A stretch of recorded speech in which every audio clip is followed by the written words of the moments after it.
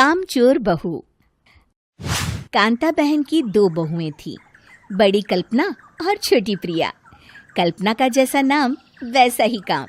सारा दिन कल्पनाओं में रहती, ना कोई काम करती न कोई धाम।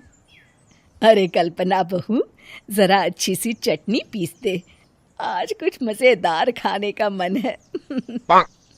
पेट में जलन हो जाएगी माँ जी बुढ़ापे में, और वैसे भी मेरा काम करने का वक्त शाम का है, अब प्रिया को ही बोल दो। इतना कहकर कल्पना वहां से चली जाती है। कांता कल्पना के ऐसे रवैये से काफी परेशान रहती हैं। मैं बना देती हूँ माँ चटनी। ऐसा बोलकर प्रिया माँ को चटनी बनाकर प्लेट में खाने को देती है कि तभी वहां कल्पना आ जाती है। अरे वाह चटनी, जरा चक्कर तो देखूं, बड़े दिन हो गए।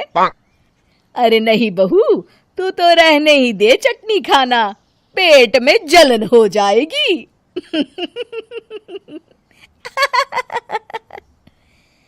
इतना कहकर कांता और प्रिया दोनों हंसने लगते हैं।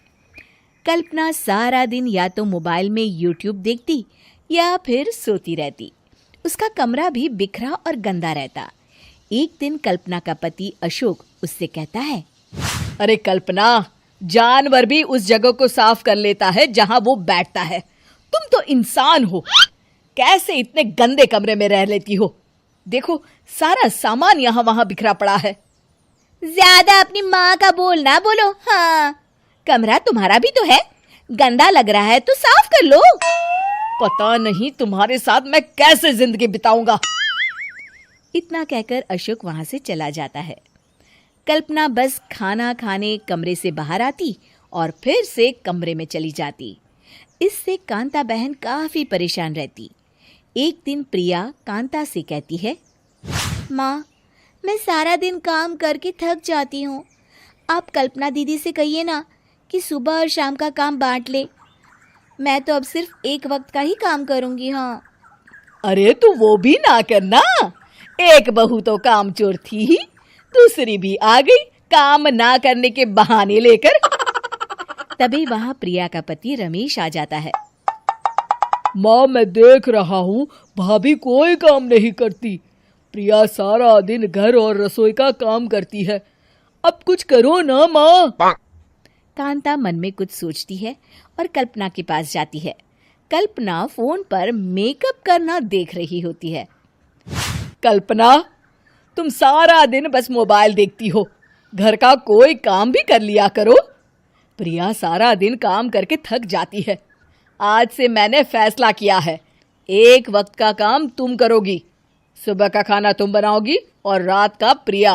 आप लोगों ने काम को हवा बना रखा है। अरे पता नहीं थोड़ा सा ज्यादा काम करने में आप लोग घबरा क्यों जाते हैं। और हाँ, बहुत ज्यादा प्रिया की तारीफ मत करिए मेरे सामने, बड़ी बहू तो मैं ही रहूंगी। मैं कुछ नहीं जानती, कल सुबह मुझे वक्त से खाना चाहिए, रसोई में आ जाना, वरना कल से तुझे खाना नहीं मिलेगा। अगली सुबह कल्पना रसोई में नहीं आती है। वो देर से सोकर उठती है और बाहर आकर कहती है,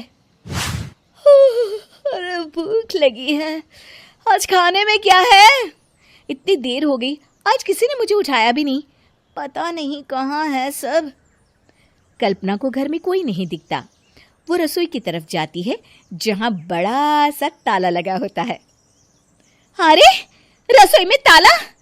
ओ, मैं तो भूल ही गई थी। माँ ने आज से सुबह का खाना मुझे बनाने को कहा था।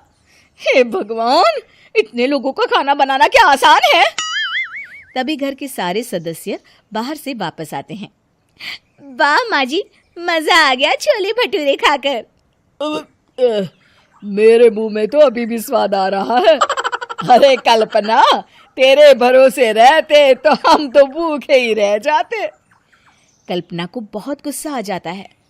अब बहुत हो गया, आज से मैं अपनी रसोई अलग कर रही हूँ, मैं अपना खाना खुद बना लिया करूंगी।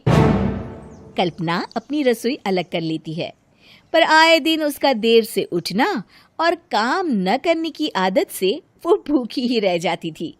उसी के सामने घर के लोग अच्छे अच्छे पकवान खाते और कामचोर कल्पना को जैसे तैसे ही खाना बनाकर खाना पड़ता। पर एक दिन तो हद ही हो गई। माँ, दीदी आज सुबह से कमरे से बाहर नहीं निकली, हमें जाकर देखना चाहिए। सो रही होगी कामचोर कहीं की, पर तुम कहती हो तो चलो देख लेते हैं उसे। कल्पना कमरे में पेट पकड़कर बैठी होती है। हाय मेरा दर्द, पेट दर्द के मारे मर रही हूं मैं।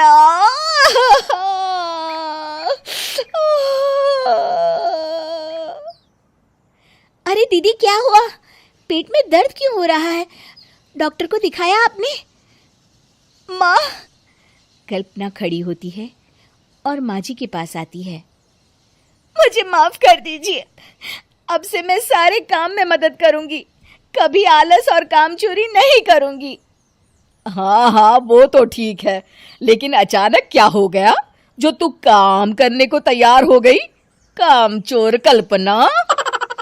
माँ, लगातार बासी और उल्टा पुल्टा खाना खाने के कारण मेरे पेट में इन्फेक्शन हो गया है।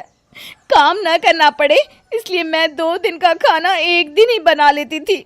बासी और खराब खाना खाने के कारण लेने के देने पड़ गए। पेट में दर्द हो रहा है।